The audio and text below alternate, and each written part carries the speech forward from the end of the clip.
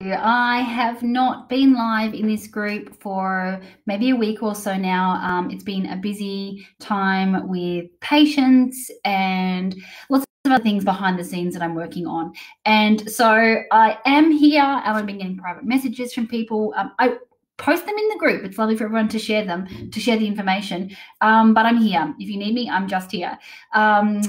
So what I wanted to jump in and talk to you about today is maternal mental health. So it's the Maternal Mental Health Awareness Week, which is beautiful that we have an awareness week for this, but I think really importantly, mental health of all women, whether you're trying to conceive, whether you're pregnant or you are in postpartum, should be something that we're thinking about and considering all of the time, and is what I'm doing, not just in an awareness week, although I'm really grateful that we have weeks like this to bring awareness to it.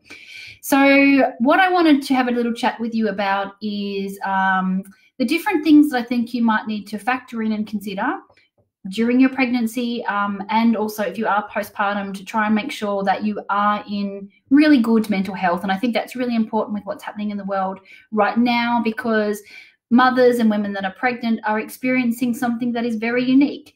Their friend who had a baby last year has a different, and anytime everyone's experience is unique, but their friend has a different experience because they could go out to mothers groups, or they could see their mother or their sister or whoever it was very easily. And so there's a really unique experience with what's happening right now. And so some things that I wanted to speak about. Now, because I work with so many women that have been struggling to try and get pregnant, or who go through IVF, one thing that I do want to mention, I think it's really important, is that any woman can have issues with mental health during her pregnancy and emotional health during her pregnancy or in the postpartum period. And some people, or some of the patients that I work with, have this feeling that because they tried so hard to have their baby, and they love their baby with all of their heart, they spend all of their money trying to get their family built, that they somehow, I'm using floating commas, like aren't allowed or shouldn't have feelings of whether that's postnatal depression or whether it's hard days in motherhood, that they're not allowed to have those because they worked for this. Like, this is what they wanted. They don't feel like they have the grace to have these days. And I did some research around this, and I don't feel like that at all, but I did some research around it and looked into postnatal depression and fertility in IVF. And while one study showed that it didn't actually increase the risk of postnatal depression, it definitely did not decrease the risk of postnatal depression having been through fertility struggles or having been through IVF.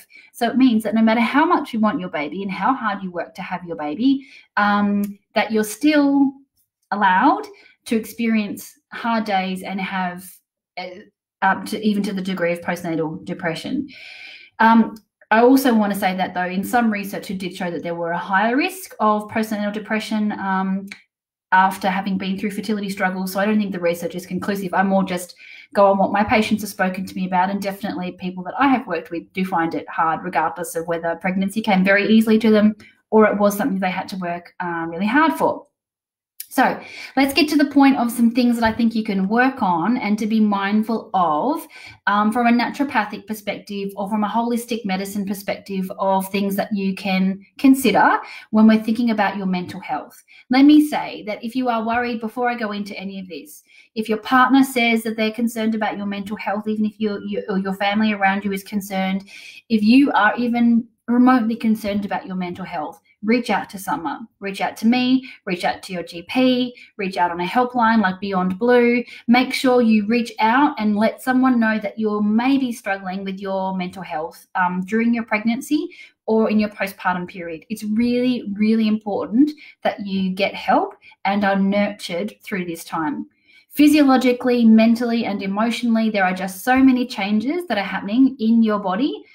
Everything, life as you know it, and so it's very important that you seek the help and get the support that you need. Like I said, I just want to touch on a few areas that I often consider, but I often, if someone is really experiencing and really finding it hard, will work in conjunction with their general practitioner as well, or a counsellor, perinatal counsellor or something like that, or psychologist as well.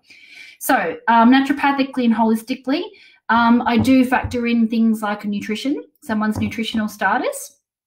Now, one of the themes of the Maternal Mental Health Awareness Week this year is that maternal mental health is not black and white, that there's a lot of gray areas. And this is one of those gray areas. Nutrition is not black and white, like you're deficient and therefore you're going to suffer with some postpartum, issues or pregnancy concerns. Some women will have great nutritional status and will still struggle with postnatal depression or still struggle with the changes that they come across postpartum. So I'm not saying it's that simple. These are the gray areas. But nutritionally, things that I want to am mindful of in the postpartum period are things such as iron and particularly blood loss after their baby, making sure their iron status is optimal, because that can really help with the way you feel emotionally.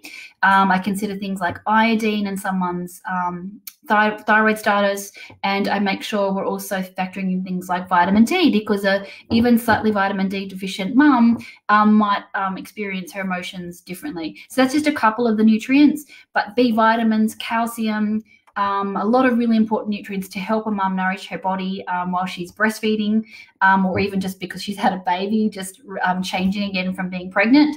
And so, yeah, lots of nutrients that I'd like to factor in. And some I'll go with blood tests and actually assess what's happening and work out what we need to work on. But otherwise, I'll look at that nutritionally from what someone's actually eating. So nutritional status is one thing. The second thing is someone's overall health, their optimal health. Right now, I've just sat down and done someone's postpartum appointment, and I'll take a long time. We're factoring in everything that's happening in a woman's body into health. Also, if I think there's any need for blood tests, we'll consider it. Someone's, like I mentioned, thyroid status. If her thyroid is even slightly outside of optimal, it might be impacting the way she's feeling emotionally and mentally.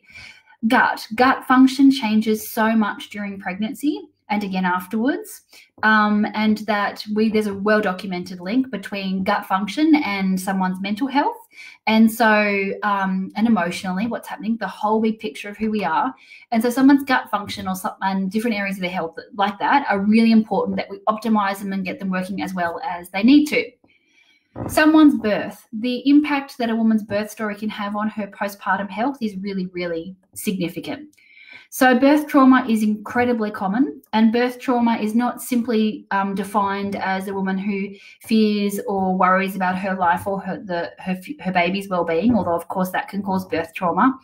Birth trauma can be defined as a feeling of not being heard on your birthday, or changes that were out of your circumstance, that you felt out of control, which can be very common for women during birth. And so I think it's really important to make sure that you, even if you had the most beautiful birth story, that you have the opportunity to share that, and if it's not a beautiful birth story, if it's one that is leaving you feeling overall like you still have a lot to process about it, it's very important that you feel heard sharing your birth story with close friends, family, partner, counsellor, myself, your GP, your midwives, whoever that is. It's very important that you feel heard around that birth story and to work through it if there is some birth trauma. And so my suggestion is for women to get as empowered as they can during their pregnancy. I use hypnobirthing. That's what I recommend with the mums that I'm working with, but it might be something different for you. Explore what feels right for you. It might be having a doula who's there with you one-on-one to support you and your partner. Right now, it might be over camera, video online at your birth, but otherwise, when hospitals open back up freely at your birth with you. But getting really empowered and really prepared and understanding how your body works through your birth can help some women have a more positive birth experience, regardless of whether it follows their preferences of what they want on the day or not. Because I think being able to adapt and cope with what happens on the birthing day is really, really important. So your birth preparation and processing your birth story is also a really important part of your postpartum health. And then the fourth thing that I want to touch on with you is about your community and your connections. And I think right now, at a time when people are socially distancing and perhaps not visiting family while they're pregnant or in their postpartum period, not having anyone visiting them. People need to make sure they are connecting with people online, staying really connected to their partner, being on the phone with friends, whether that's their child health nurse or having online appointments with someone like myself, being really well connected. And that might be with people that you've played sport with. It might be co-workers, even if you're not at the office. Whatever that is, ways that help you feel really connected and supported in what is going to be one of the biggest transitions of your entire life, and the transition that goes for years. Matrescence, or the journey of a woman into and through motherhood, is something that goes for a really, really long time. It's not just the 3 months postpartum. So if you have any concerns, like I mentioned earlier, please reach out to me, your GP, a hotline, tell your partner, let someone know. Your emotional and mental health through your pregnancy and postpartum is as important as what's happening with your body physically. And just know that I really am here to support you. So if you have any further questions about it, let me know, because maternal mental health matters.